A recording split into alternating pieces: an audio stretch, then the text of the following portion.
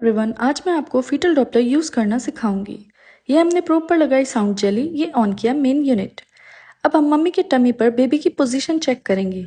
जहाँ हार्डनेस होगी मतलब वहाँ बेबी का बैक है, वहाँ हम हार्ट बीट के लिए प्रोब रखेंगे। यहाँ वॉइस थोड़ी फीबल है, हमें क्लियर सुनाई नहीं दे रही, तो इसके लिए हम बेबी की दूसरी पोजीशन चेक करना स्टार्ट करेंगे। जहाँ हमें हार्डनेस लगेगी वहाँ हमने दोबारा प्रोब रखा। अब मॉनिटर को हम लगातार देखते रहे। जब हमें हार्ट बीट कुछ ऐसी सुनाई दे, इसका मतलब पोजीशन करेक्ट है। हार्ट बीट आई 145 यानी फीटल डॉपलर चेक।